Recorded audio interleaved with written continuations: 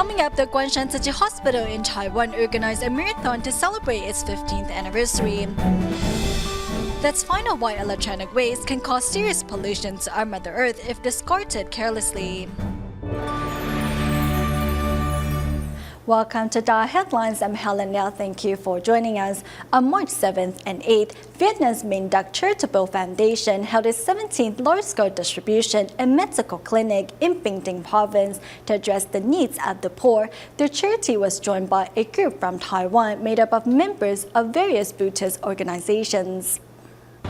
To address the needs of impoverished residents in Bình Định Province, the Minh Duc Charitable Foundation carried out its 17th large-scale distribution and medical clinic.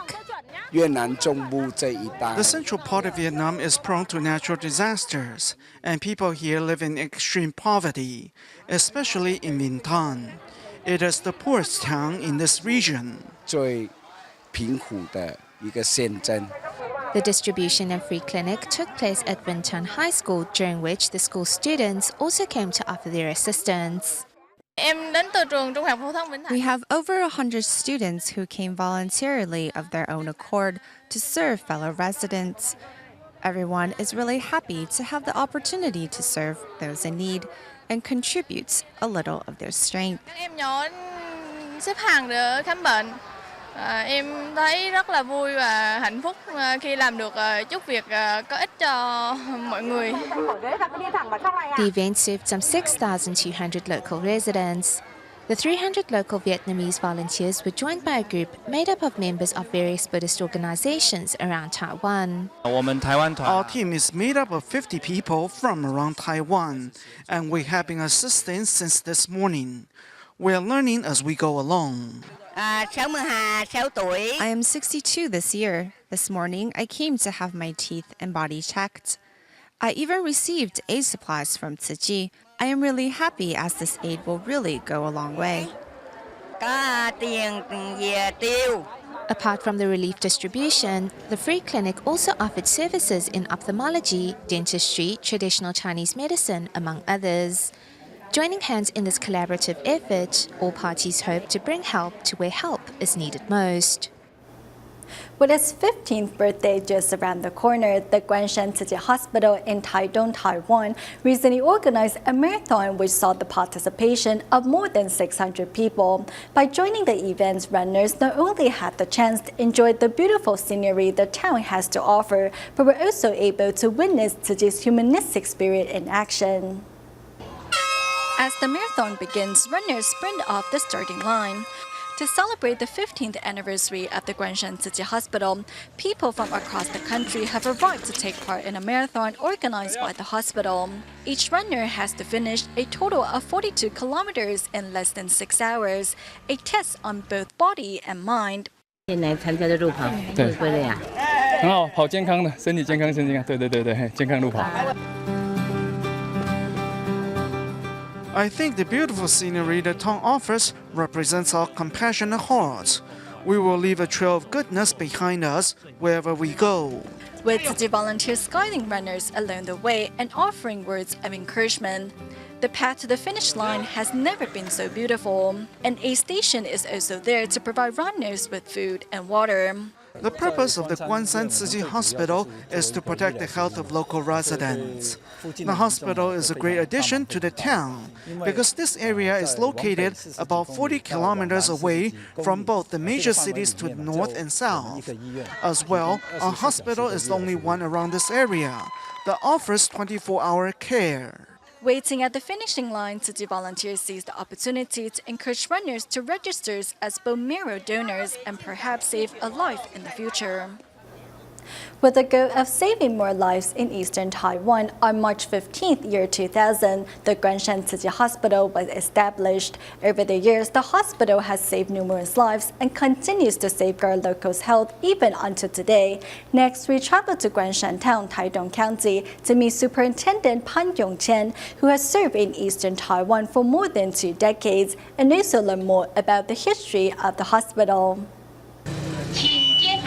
After years of anticipation, on March 15th, year 2000, the Guanshan Tzu Chi Hospital officially opened its doors to the public. We waited for years to have a hospital in Guanshan town. Before, local residents often felt that this area lacks adequate medical care. The Guanshan Tzu Chi Hospital is located between Taiwan and the East Rift Valley of Hualien. Whether it is heading north to Hualien or south to Taiwan, the distance is nearly 40 kilometers each way. The establishment of a hospital in Guanshan was something locals had looked forward to for years. In 1999, after seeing the launch of the Yuli Tzu Chi Hospital, the Guanshan town mayor and the town's representatives sought help from Master Zheng Yan. I still remember the words said by Master Zheng Yan. The master said that the purpose of establishing a hospital in Guanshan was to save even more lives. I was extremely moved by her words. In fact, before the establishment of the Guanshan Tzu Chi Hospital, local residents were already planning to open the DaAi Hospital. Unfortunately, without enough funding, the plan was put on hold. Upon learning that the Tzu Chi Foundation was willing to shoulder the mission, locals quickly organized a fundraiser. In less than a week, some $98,000 was donated to the hospital's building fund. 目前又有全国第一流的医院到关山来设分院。慈济在购买这间医院的时候， When Tzu Chi purchased the hospital, the price they paid was set by the DaAi Hospital. With the help of locals, we were able to gather enough funds to make up the differences in less than a week. Later, the hospital was established with the assistance of the Tzu Chi Foundation. 下呢，来给它成立。 Since opening its doors, the Guanshan Tzu Chi Hospital has been providing 24-hour emergency care. In the beginning, when the hospital didn't have enough medical staff, Superintendent Pan Yongqian had to take on various roles. 必须要2分钟后抵达归院，请归院做好准备，谢谢。完全收到。这有一年过年了，从除夕。 Once I had to work through the Lunar New Year holidays, and basically until 8:30 p.m. on the 4th day of the holiday. I believe I worked for a total of 108 hours without a rest. 才可以离开医院，所以大概是108个钟头。 With the goal of saving more lives despite being nearly $10,000 in the red every month, the hospital and its medical personnel never gave up. 虽然是不付成本。 We don't make enough money, but that is okay, because what we care about the most is saving lives. 生命，抢救生命。 In 2014, Pan Yongqian was awarded the Medical Dedication Award for his more than 2 decades of service in eastern Taiwan. Dr. Pan is very friendly. All the seniors really like him and feel that they can trust him. Superintendent Pan Yongqian, a native of Hong Kong, says he now considers Taiwan his home and his patients his family. Among his patients is Pan Shifu, who travels long distance to be seen by Superintendent Pan. I have to drive a total of 3 hours to receive treatment at the Guanshan Tzu Chi Hospital. It only takes me about 40 to 45 minutes to see a doctor in Taidong, but I insist on coming to Guanshan. The reason is that the medical personnel here are much more attentive and always give me tips on how to better take care of myself. Patient says the scars left on their knees represent Pan Yongqian's hard work and reminds them to not forget Pan's kindness. 潘院长，谢谢你，有你在旁。 In Shiji near Taipei City, Taiwan, volunteers recently visited the Cuibo New Village to entertain the senior residents there. Meanwhile, volunteers in Tainan came together to help Mr. Tsai, who suffers from a stroke, clean up his messy home. In Tainan, Tzu Chi volunteers first conduct a survey of the area in which their services are needed. Surrounded by overgrown weeds and unsorted recycling, Mr. Tsai's home is sorely in need of help. A stroke victim, Mr. Tsai is no longer able to keep his home clean. His house is quite messy. There are twigs and leaves and weeds everywhere. I first asked someone to cut that tree down. Seeing the task at hand, the borough chief knew only Tzu Chi volunteers could handle a job this big. Clearing away branches and weeds, Tzu Chi volunteers spared no man for this task. There are about 264 square meters here, and we mobilized close to 30 Tzu Chi brothers and sisters today. All in all, both inside and out, volunteers hope to give this homeowner a clean home to enjoy. I'm really touched that so many people have come to help. Meanwhile, in Xizhi, New Taipei City, Tzu Chi volunteers bring their loving care to seniors of Cuibo New Village Nursing Home. We are so glad that you came today. We enjoy this time together very much. We look forward to another visit. Please visit us again. The children volunteers perform a sign language song while adult volunteers follow along. I thought since there was no one at the back, I could go back there to be with the elderly. I'm very glad to be of service. Giving the seniors a chance to show off their talents, it is regular visits like these that bring these seniors laughter and warmth to cheer them up in the days ahead.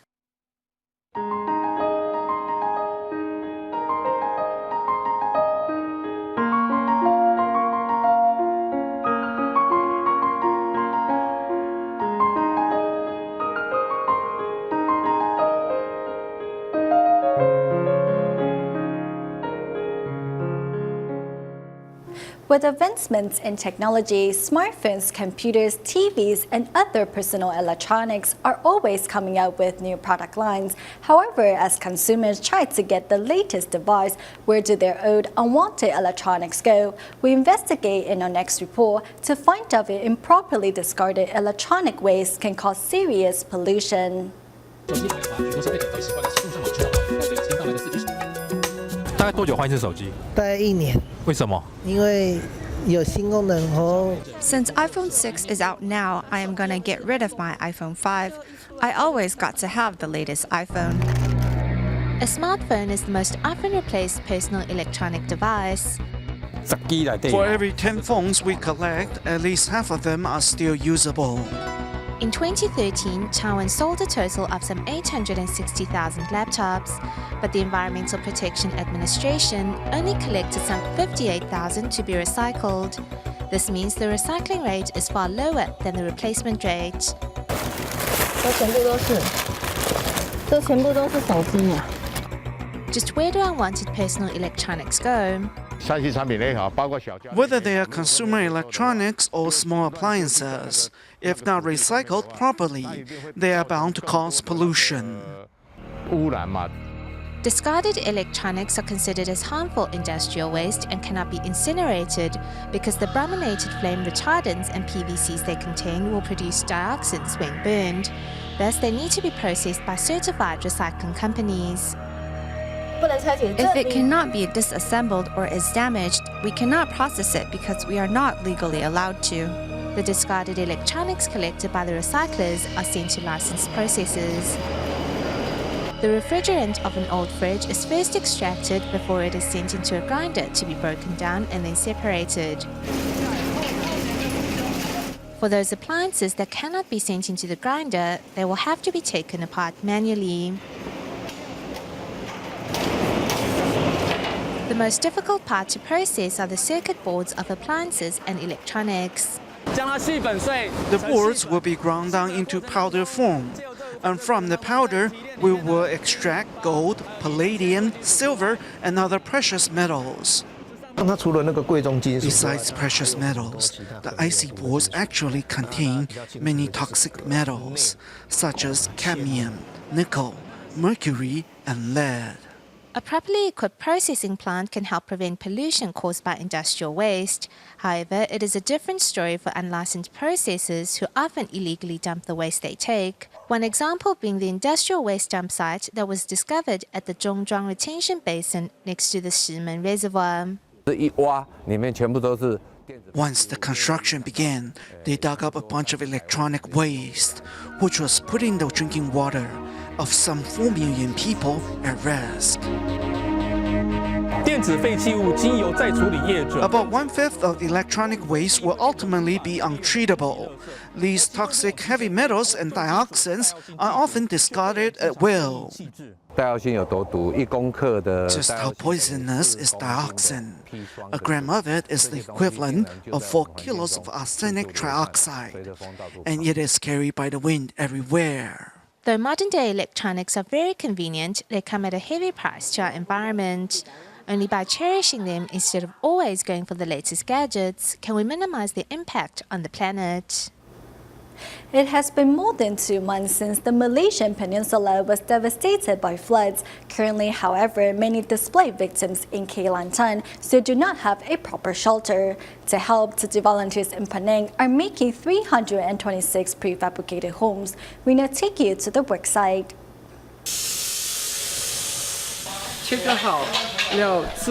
Once the metal bars are cut, they will be carried to different corners to be assembled by our volunteers. We will lay completed pieces on top of each other. The key to connecting the bars lies in 2 metal brackets. To connect the bars together, we will either use this T-shaped bracket or this L-shaped one. At a worksite in Penang Industrial Park, Malaysia's Tzu Chi volunteers are busy fabricating prefabricated homes. Once assembled, the parts are then properly separated. We have color-coded them using 8 different colors. During the final assembly, residents can just follow along by looking at the color of the components. We're still trying to figure it all out as we go along and make adjustments to our SOP so that more volunteers can join us. Right now, everything can be done using screws and a power drill. A total of 326 homes will be built here to help shelter those displaced by the December floods in Kelantan. To achieve this as quickly as possible, volunteers continue to work in unity. Staying in Kelantan, Malaysia, after the devastation left by the December floods in 2014, many displaced victims are still living in tents to this day. To help, the Tzu Chi Malaysia chapter has been working to bring prefab homes, which are based on a model from Taiwan, to the area to give the flood victims a safe place to live in as quickly as possible. In Kelantan, Malaysia, Tzu Chi volunteers continue to provide mid to long-term flood relief by building prefab homes for the displaced victims before the government can finish the permanent housing. The building materials of prefab homes fall into 3 major elements. The first one is particle board, which serves as the wall. We then use 1.5 inches iron pipe for the frame and zinc plates for the roof. Taking the hot weather in Malaysia into consideration, we will add insulation foam under the plates. This 24 square meters home is based on the model from Taiwan, but the building materials will be sourced locally, while the layout has been customized according to local needs.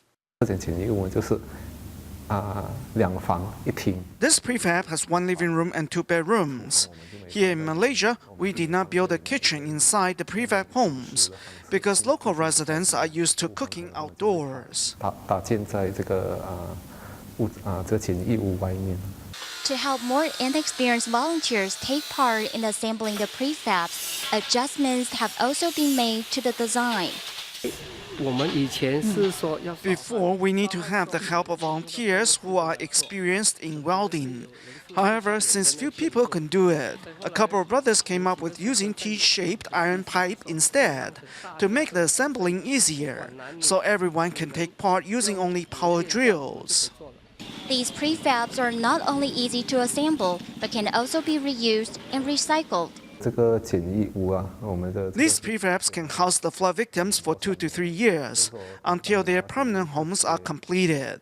By then, these building materials can be recycled to minimize the impact to our planet. Building locally, volunteers hope to finish the prefab soon so the flood victims will have a place to live and start life anew. During the 1930s, the Leshan Sanatorium in New Taipei City, Xinjiang District, housed more than 600 leprosy patients. Today, some 160 patients, most of whom are now in their 80s, still reside at the sanatorium. 37 years ago, founder of the Tzu Chi Foundation, Master Zheng Yan, first set foot in the sanatorium that was isolated from the rest of the world. Her love and compassion touched the hearts of these leprosy patients, who gradually became Tzu Chi donating members. Despite their deformed appearances, their hearts showed themselves to be full of love and compassion.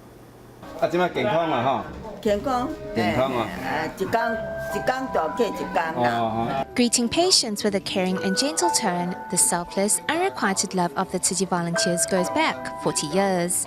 In September of 1978, the founder of Tzu Chi Foundation, Master Zheng Yan, set foot in Leshan Sanatorium, the first leprosy hospital in Taiwan. During her visit, Master Zheng Yan came across several elderly patients who were blind and suffered from disabilities and deformities. Seeing their situation, the master decided to help them. Dharma masters used to come here to see the patients and encourage them to chant the Buddha's name in order to diminish their karmic retribution. One day, Master Zheng Yan came here and asked Uncle Jing if there was anything Tzu Chi could do to help. Uncle Jing was really taken aback and thought, this Dharma master is really different. She didn't tell us to chant the Buddha's name. When the master learned that the sanatorium was in desperate need of a care unit to accommodate seriously ill patients, from October of that year, Tzu Chi began providing them with a monthly subsidy of 10,000 NT dollars for nursing care and 5,000 NT dollars to be used to improve the meals at the sanatorium. This room housed about 5 patients and 4 stayed in a room next door. Life was extremely difficult for us back then. Yo Wen-zhi, who was one of the 4 patients assigned to look after the seriously ill, has been a resident at the sanatorium since he was 16. Now 63 years old, these memories are still vivid in his mind. After Master Zheng Yan's visit, Tzu Chi decided to cover the cost of concrete pavement and then had wooden beds made for us, which had drawers underneath. On this most recent visit, volunteers are joined by students of Furen University who have come to bring a bit of cheer to these residents. 7 years ago, some 100 residents were relocated to the new hospital building due to a government land development project.